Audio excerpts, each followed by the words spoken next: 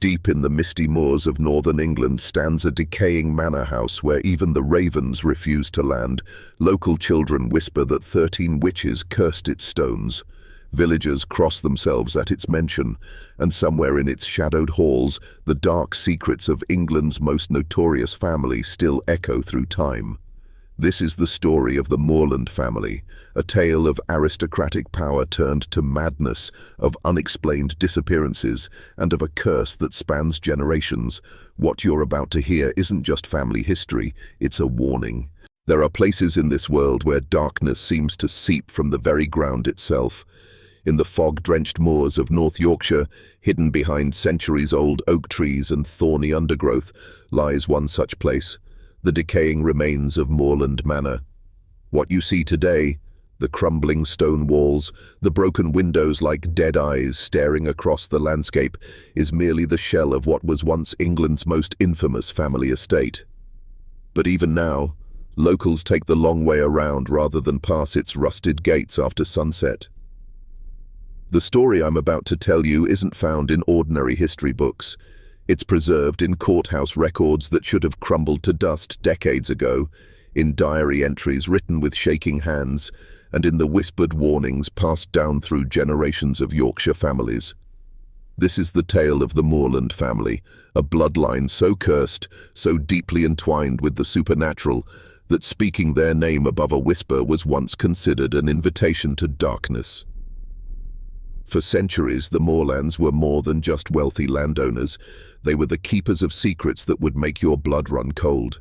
Strange disappearances, unexplained deaths, and whispered confessions of rituals performed in candlelit cellars, all these threads weave together into a tapestry of horror that spans from the witch-hunting days of the 1600s to the mysterious abandonment of the estate in 1966. Tonight, we'll unravel the grotesque history of the Moorland family piece by blood-stained piece. We'll examine the evidence, sift through the legends, and perhaps most disturbingly discover why some local historians believe the curse of the Moorlands isn't finished yet. But I warn you, once you know their story, you might find yourself looking over your shoulder at sunset, wondering if some curses truly never die. The year 1642 marked the beginning of the Moorland family's descent into true darkness. That spring, Sir Cedric Moorland led what would become known as the Yorkshire Witch Hunt, resulting in the arrest of 13 local women. What's particularly chilling about these accusations is how they differed from typical witch trials of the era. These weren't random accusations. Each woman had some connection to the strange happenings around Moorland Manor, and each had reportedly warned others to stay far from the Master's woods. The trial records, preserved in Yorkshire's historical archives, tell a disturbing tale. While 12 of the accused were quickly dispatched, it was the 13th, Agnes Blackwood, who would forever change the Moorland legacy. According to court transcripts, as she stood at the stake, Agnes didn't beg for mercy like the others. Instead, she fixed her gaze on Sir Cedric and spoke words that would haunt the family for generations. Your blood is now bound to the darkness you serve. Each child born to your line will feed the hunger beneath. Your house will devour its own, and none shall escape the void you've opened. The curse's effects manifested almost immediately. Within months, all 3 of Lady Moorland's pregnant servants miscarried on the same moonless night. The family's firstborn son began speaking in tongues, describing the smiling ones who visited his bedchamber. Crops on moorland land withered and died while neighboring farms flourished.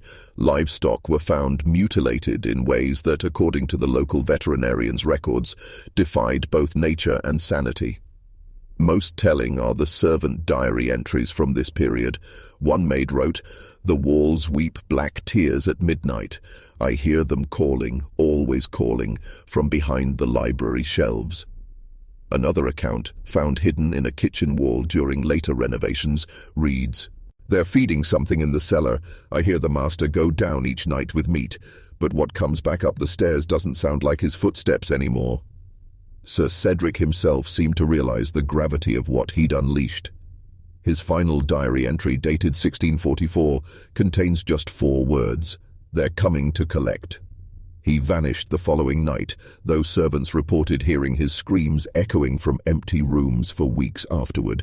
The curse of Agnes Blackwood had taken root, and the Moorland family's true nightmare was only beginning. The 18th century brought a new and more disturbing chapter to the Moorland saga, particularly concerning the family's children. Parish records from the 1700s document an alarming pattern.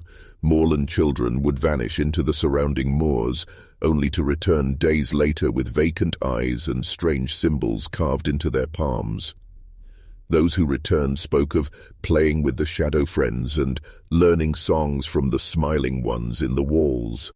Within months of these incidents, most of these children would either disappear entirely or succumb to mysterious ailments that local physicians couldn't explain. But nothing in the family's dark history compares to the infamous twins incident of 1765. The case of Elric and Eleanor Moorland, 7-year-old twins born to Lord Geoffrey Moorland, remains one of the most horrifying chapters in the estate's history. According to the nursemaid's detailed account, the twins had always been peculiar, speaking in unison, staring at empty corners, and drawing disturbing pictures of what they called the hungry house. On the night of December 21st, 1765, the twins' mother, Lady Victoria Moorland, heard singing from the nursery. Her journal entry, discovered years later hidden inside a wall, describes what she found. The nursery walls were covered in handprints too large to be children's. Elric and Eleanor sat in the center of the room, holding hands, singing that terrible song. When they turned to look at me, their faces, God help me, those weren't my children's faces anymore. The next morning, the twins were found mutilated in ways that, according to the coroner's report, defied both medical science and human comprehension. Lady Victoria's final journal entry simply stated, "They fed them to the house. We all feed the house eventually." The incident sparked a wave of paranormal activity that drew unwanted attention to the estate.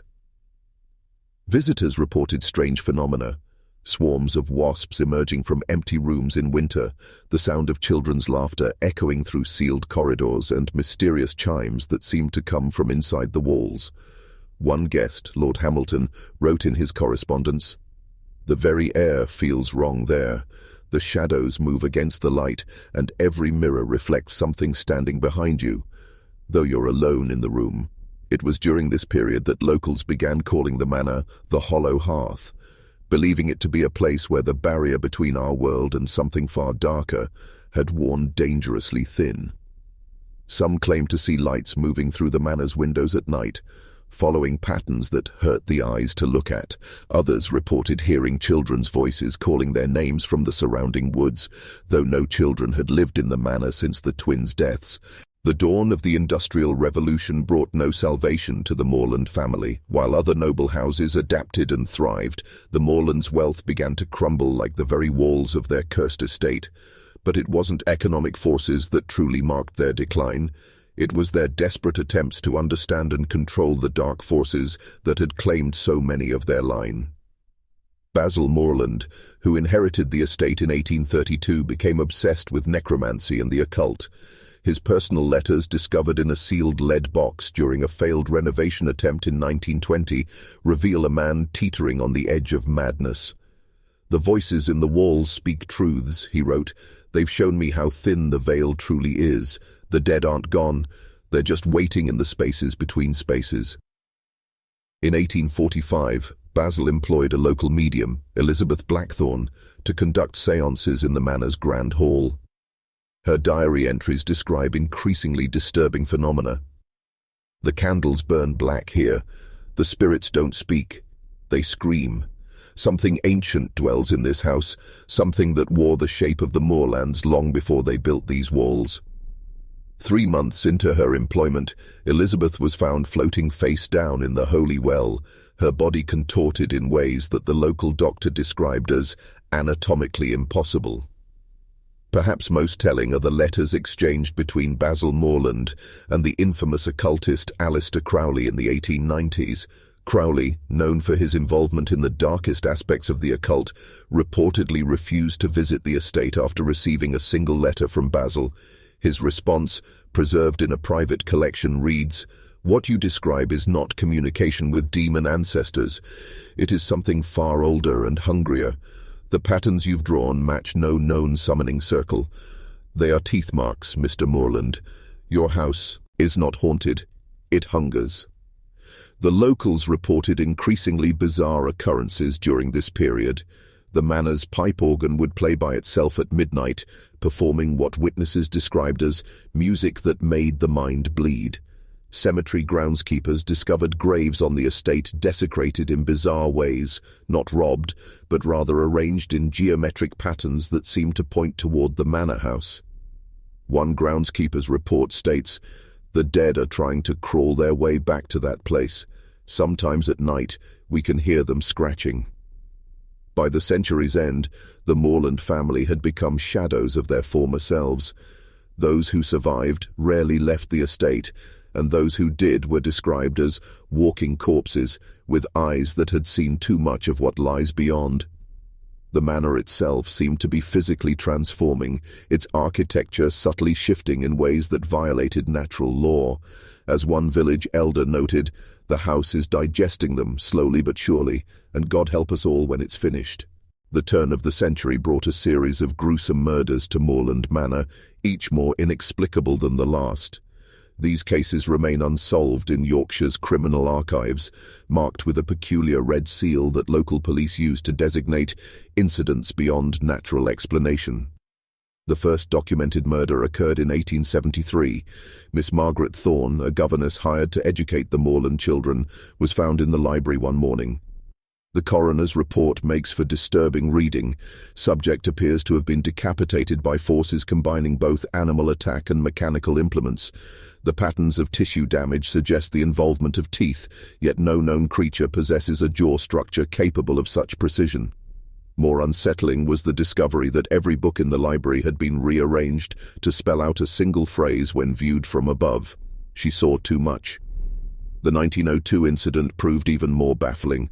Lord Henry Blackwood, a dinner guest and distant cousin of the Moorlands, was discovered in the manor's East Wing study. His tongue had been surgically removed, and the walls were covered in Latin phrases written in his own blood. The phrases, when translated, formed fragments of what scholars identified as pre-Christian ritual invocations.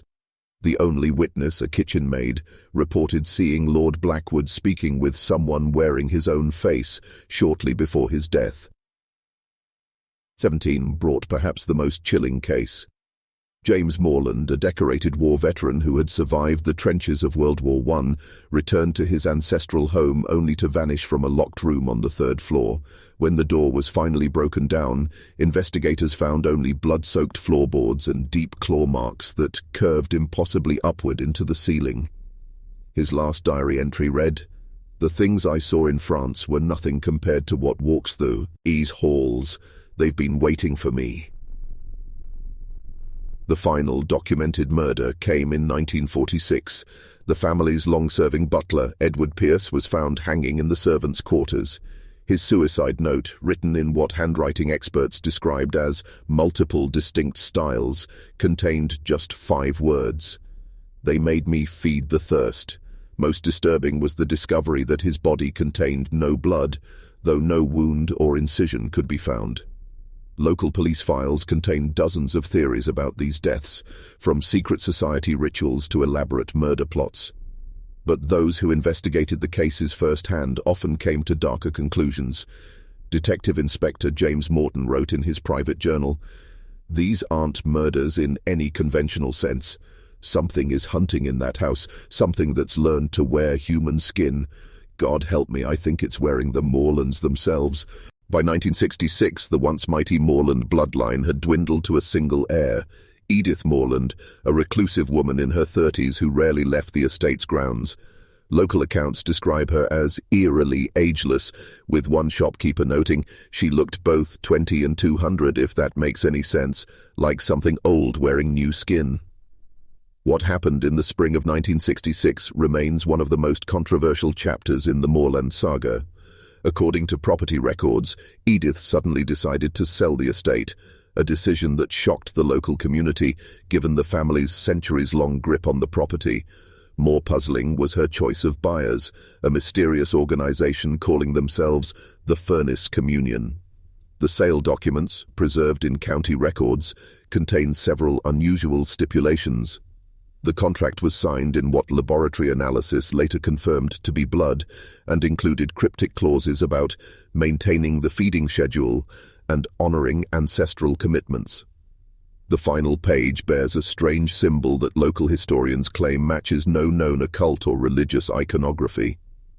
Edith Moorland was last seen on the night of the sale's completion.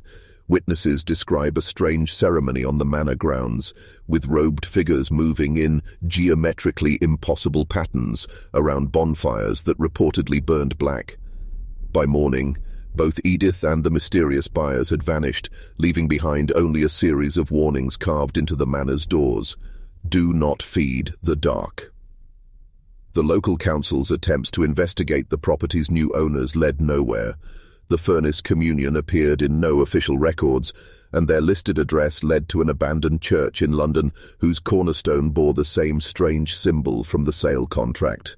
More disturbing were the reports from tax assessors who tried to visit the property. All three suffered mysteries, house accidents within weeks of their attempts, each involving inexplicable burns despite no evidence of fire. The manor has stood abandoned since then, though abandoned might not be the right word. Local farmers report seeing lights in the windows at night, moving in patterns that hurt the mind to watch. Others claim to hear chanting from the grounds, though police investigations never find anyone present. Most telling is the fact that no vandals or squatters have ever successfully occupied the property. Those who try either disappear or are found wandering the moors, their minds shattered, muttering about the smiling ones who wear familiar faces. The digital age has brought new attention to Moorland Manor, though perhaps not in ways its ancient residents could have imagined. The property has become something of a dark tourism destination, attracting paranormal investigators, urban explorers, and social media thrill seekers, though few leave with the footage they hoped to capture. In 2018, the paranormal investigation team, Midnight Hunters, attempted the first professional overnight study of the manor. Their equipment malfunctioned in bizarre ways, cameras capturing impossible angles, EVP recordings playing backwards in real time, and thermal imaging showing human-shaped heat signatures in empty rooms that moved against the laws of physics. The team's lead investigator later wrote, "In 15 years of ghost hunting, I've never encountered a place that felt hungry. The darkness there doesn't just absorb light, it consumes it." Reddit's Unsolved Mysteries and r/r's paranormal forums have become flooded with Moorland Manor encounters.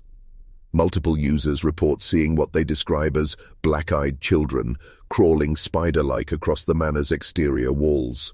One particularly viral post included a photo of what appeared to be handprints pressing outward from behind the manor's wallpaper, though the room in question had been sealed for decades. The property gained unprecedented attention in 2022 when a TikTok trend called the Moorland Mirror Challenge went viral. Participants would film themselves standing before the manor's remaining mirrors at sunset, reciting what they claimed was an ancient Moorland family prayer. The trend ended abruptly when multiple videos showed participants' reflections continuing to move after they had stopped. More disturbing were the cases where reflections showed completely different faces that witnesses claimed belonged to long-dead Moorland family members. Urban explorers have documented strange recent additions to the property: fresh candle wax in sealed rooms, mysterious symbols carved into new wood, and most concerning, evidence of ritual spaces that appear to be actively maintained. One explorer's helmet camera captured footage of a room filled with photographs spanning centuries, all showing the same ageless face in different period clothing. The footage was later deleted under mysterious circumstances, though screenshots continue to circulate online. Local authorities have reported a surge in missing persons cases connected to the property. Most victims are found within days, though they're invariably changed, speaking in archaic English, displaying knowledge of obscure Moorland family history, and insisting that the house is almost ready. Ready for what? None can say, or perhaps none will tell. As we've delved into the twisted history of the Moorland family, one question remains paramount. What really happened within those cursed walls? The evidence we've examined spans centuries, yet the true nature of the horror that claimed this bloodline remains elusive. Was it madness born of isolation?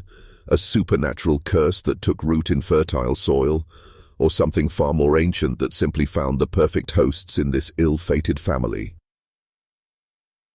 Among the countless theories proposed by researchers, historians, and paranormal experts, three compelling explanations have emerged from years of investigation. Each offers a different lens through which to view this dark tale, and each carries its own terrifying implications. The first theory, proposed by occult historian Dr. Sarah Blackwood, no relation to Agnes, suggests we're witnessing a time loop of cosmic horror. The Moorlands didn't just build a house, she writes, they constructed a temporal trap. Every disappearance, every death, every mysterious incident is happening simultaneously across all times. The family isn't just haunted by their past, they're living it, dying it, and feeding it in an eternal cycle. A second theory, supported by discovered documents and witness accounts, points to the family's possible involvement in what some call the underground blood society. This perspective suggests the Moorlands were part of an ancient organization that practiced ritualistic communion with entities beyond our understanding. The family's isolation, the strange visitors, the consistent references to feeding, all might be pieces of a darker puzzle involving voluntary possession and gradual transformation. But perhaps the most unsettling theory comes from architectural historian James Morrison, who proposes that Moorland Manor itself is a living entity. The house wasn't built, he argues, it was summoned. The Moorlands didn't own the property, they were its caretakers, feeding it through generations until it grew strong enough to manifest fully. Every death, every disappearance, was simply the house consuming what it needed to evolve. What's most disturbing is how these theories might interconnect. Consider the implications. A living structure, powered by blood sacrifice, creating a temporal loop to feed eternally. The Moorlands may not have been victims of a curse. They might have been willing participants in something far more horrifying. As I stand here now looking up at those dark windows, I can't help but wonder, are we simply observers of this tale, or by knowing it, have we become part of it? The house still stands after all. The grounds still whisper. And somewhere in those shadowed halls, something still waits, still hungers, still smiles with borrowed faces. Before we close this dark chapter of history, I need to share something personal with you. During my research for this story, I received an unmarked envelope containing a single photograph, a modern image of Moorland Manor at sunset. What caught my attention wasn't the building itself, but rather what appeared in one of the upper windows, a face, smiling directly at the camera, wearing features that matched those in portraits from every era of the family's history. The photo now sits in my desk drawer, though sometimes late at night, I swear the expression changes.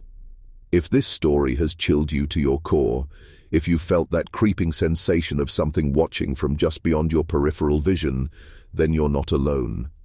The Moorland legacy continues to haunt those who dare to investigate it. Even now, as I conclude this tale, I can't shake the feeling that by sharing their story, we've all become small threads in their dark tapestry. For those brave enough to delve deeper into this mystery, I've created a detailed companion video exploring the architectural anomalies of Moorland Manor, the rooms that shouldn't exist, the windows that show different views depending on the viewer, and the corridors that seem to lead back in time. You'll find the link in the description below. But before you go, I have one final question that has haunted me since I began this investigation. Would you dare to spend one night within those cursed walls? Would you risk becoming another whispered story in the Moorland legacy? Let me know in the comments below, but remember, some entities are drawn to those who speak their names. If this journey into darkness has captivated you, make sure to like this video and subscribe to my channel. Every week, we uncover more forgotten histories, unexplained mysteries, and tales that challenge our understanding of reality. Hit that notification notification bell to ensure you never miss an upload, though I warn you, some stories are better left untold. And remember, the next time you pass an abandoned manor house at twilight, pay attention to the windows. Is that really your reflection looking back, or is something else wearing your face, practicing its smile? Until next time, stay curious, but stay safe.